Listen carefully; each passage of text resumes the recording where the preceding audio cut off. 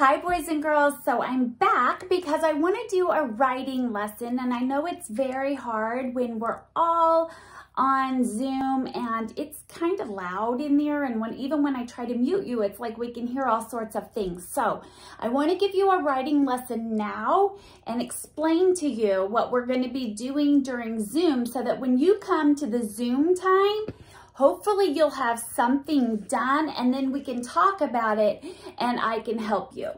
So yesterday I told you I wanted you to be brainstorming, and I showed you on that Educreation video what I wanted you to do. And so we made 4 squares, right? Because I told you you need to think about your characters, your setting, the problem, and your solution. Now remember, we weren't writing our story yet. We were just brainstorming our ideas. And the thing we have to remember is we're writing a realistic fiction story. So it's something that seems real, could really happen, but it's fiction. So it hasn't actually happened, but I can't say I'm in space on Jupiter because that couldn't actually happen. So it has to be realistic. And I said I was going to write about my birthday, and I decided I'm going to use other characters' names because a realistic fiction doesn't have to be about you.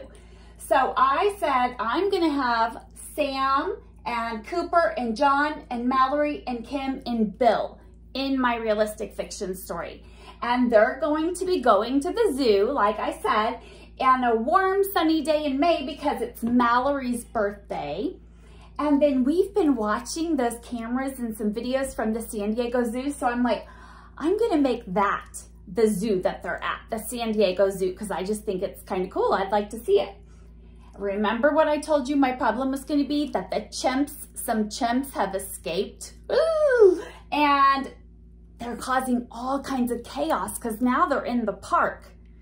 And we know what monkeys might want to do. If you listened to my story this morning, you know they might be throwing poo at people. They got big problems, crazy chaos. And then my solution, I already decided because I need to know where my story's going, is that because it's Mallory's birthday, she's going to have all her treats there. And when she opens her cooler with all her treats, she's going to have a lot of bananas and fruit. And what do we know about chimps? And they like bananas and fruit. So that's going to kind of gather them all back together. She's going to help be the solution.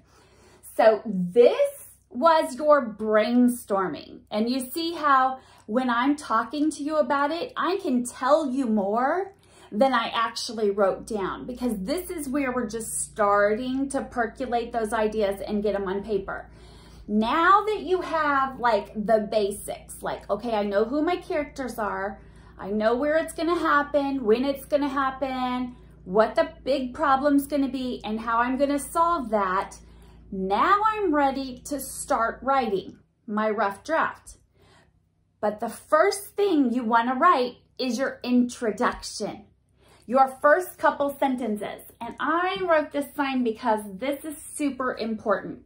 Your introduction is how you're going to grab your reader's attention.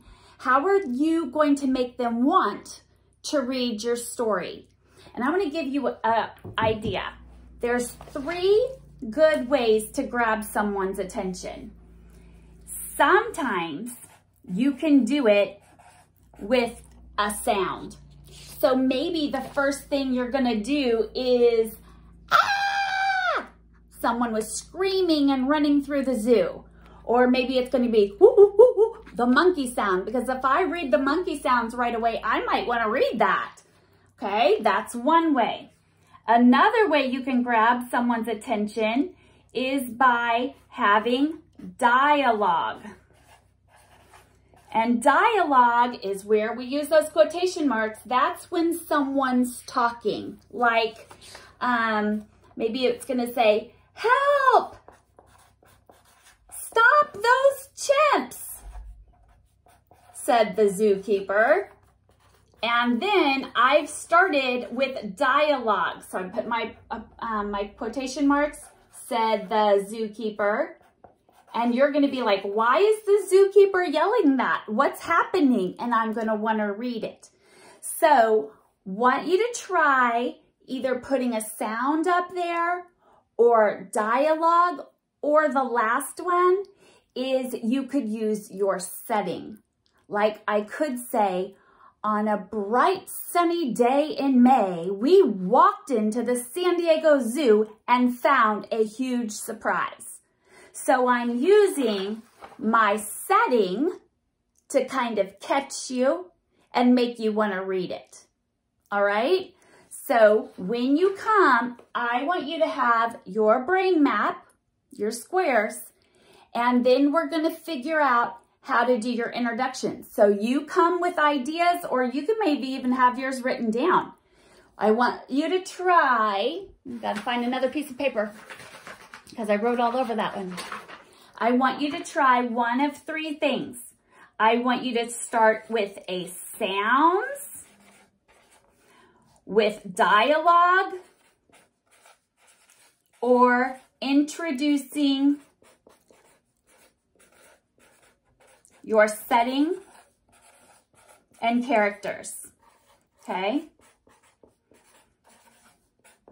So sound, dialogue, or introducing your setting. That's what we're gonna do to get that introduction that grabs our readers' attention so they wanna stick around. All right, so I will see you at 11:30, and make sure you come with your things. All right, talk to you later, bye.